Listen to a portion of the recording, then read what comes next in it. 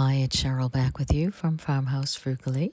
Saturday, we went to the dump and also a town-wide yard sale a couple towns over and got a number of items to share with you. If you're new, we do crafts, furniture flips, a wonderful dump hauls, and trash to treasures from those items. At the yard sale, my husband picked up this set of 6 chisels for $5, retailing for $80. I picked up 2 different size, I guess probably cabinet doors, maybe, of natural wood, $1 for the tall one and 50 cents for the small one. This beautiful basket, which I saw once I paid $2 for it, that on the Home Depot website, it is $50. So that was an amazing deal, and I will show you how I refurb that a little later in today's video. I also paid $2 for this pretty little heart love sign. And can you even believe these architectural corbels? I paid $2 for both of them. One they had already stripped the paint off of, and the other still has the paint. I'm just displaying them as they are right now, but I thought they would make a gorgeous addition to a new mantle done more natural tone. And then this little bird house was also $2. And I always collect them when I can because I just love having them in my garden. So I thought that was sweet and went a little bit with the other one that I had. And then this woman gave me such a phenomenal deal on these Christmas wreaths. Don't they look real? Oh my goodness. $7.25 for 5 of them. And then this little cookie jar was free, or cracker jar, at the dump. This picture frame was $1 or $2 at the yard sale. I'll make that over later. I got 2 ironstone platters for free at the dump, as well as a number of little dessert plates that match the pattern that I already have. I also got for free this cute little, I guess, jewelry box. And also for free were 2 matching frames. And at the dump, I also got this Cappuccino Sign, which I will make over today. And I also got for free this angel that I will also make over later on in this video. And then at the dump was this orchid already in its pretty little white pottery pot. Now at the yard sale, my husband paid $5 for matching fishing reels that are worth $300. And then we got a bed frame that is absolutely gorgeous for $8, full of the whole bed. And then on the side of the road, I got another, just the headboard and footboard, for free. So this was just an incredible week. Altogether, we spent $30, and we'll probably get $200 just for the reels alone. Now, number 1 of the first of 7 thrift flips today is the wooden angel. She is very primitive country, and I just wanted to really make her a little bit more farmhouse. So all I did was give her 2 coats of Rust-Oleum linen white chalked paint. And then once that was completely dry, I went downstairs to the garage and took my orbital sander, and I just went ahead and gave a good, really thorough sanding to the edges, and then lightly went over the rest of the angel. I didn't really want too much of the burgundy to come through, but I really like how some of the deeper green came through, just giving this a really antique look. I could add some antiquing wax at some point, but for now I just kept her as is. Number 2 is a picture I actually had in my bedroom, and I have been wanting to paint the frame because it doesn't go with the vignette that I have on the wall. And so while I had that paint out, I decided to just pull that down and go ahead and give that black frame 2 coats. And then once that was dry, I just took a diaper wipe or antibacterial wipe, I think, and I just went ahead and wet distressed some of the edges to make some of that black pop through. I don't mind a little bit of that distress look, and I like the way that came out. I just cleaned up the frame and hung that up in my bedroom with a number of other items that I have already had up there just to make that look a little bit more cohesive. I did add a little bit of antiquing wax here and there, not a whole lot of that, because I did want to pick up some of the brown that was in the print, and also in a few of the other items that I have hung up in this vignette.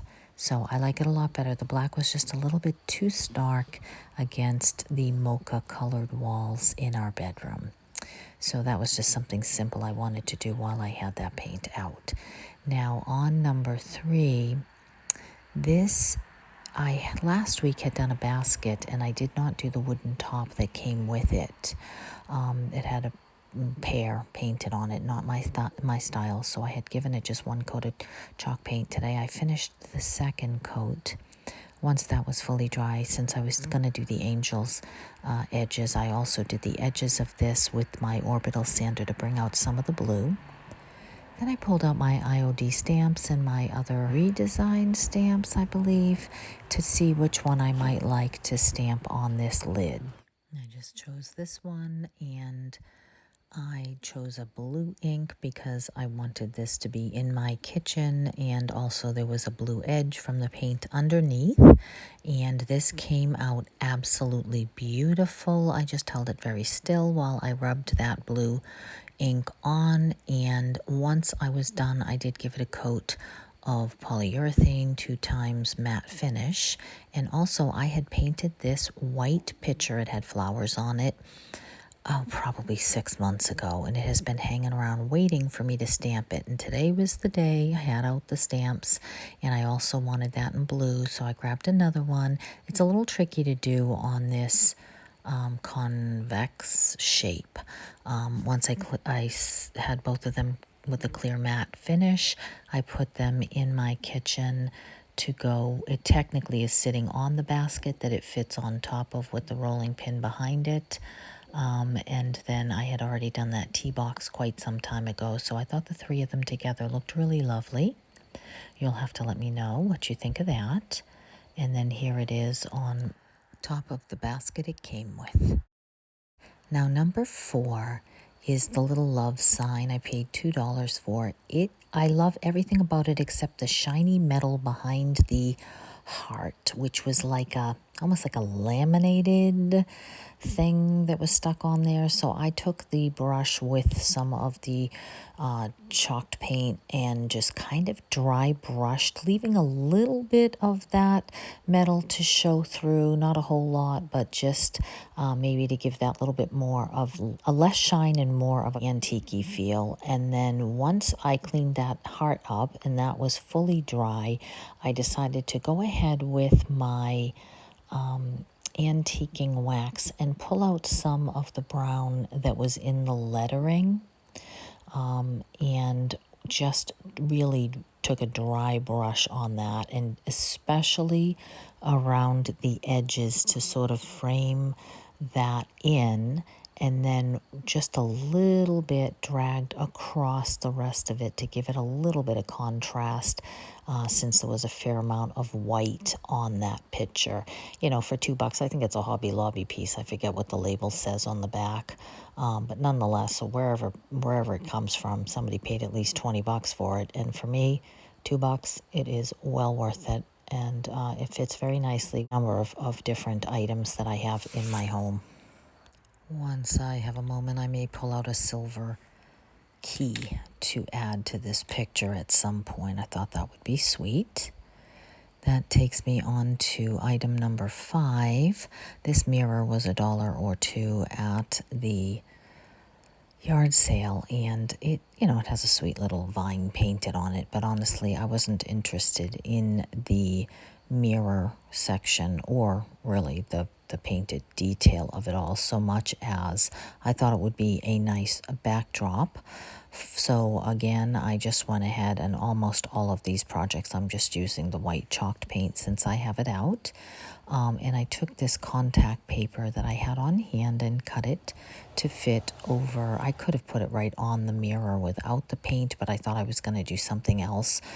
So that's why I had painted that first. Then I have this beautiful bird transfer and some words, and I'm saving that bird for another project. But I looked up the meaning of this French word, and actually it is a town in France. So I thought that that would be sweet on top of this, because that contact paper sort of lends itself to a French country vibe. So I went ahead and transferred that on the top, just gently rubbing that and burnishing that down on the wood. And then I did go back to the same transfer and take some of the either script words and cut that in half so that I had a piece for each side of the mirror, or at this point it's going to be a bit of a hanging shelf. And then once I had the script words on, I just love the way this is coming out already. I'm creating as I go with this piece. I have absolutely no idea what I'm doing.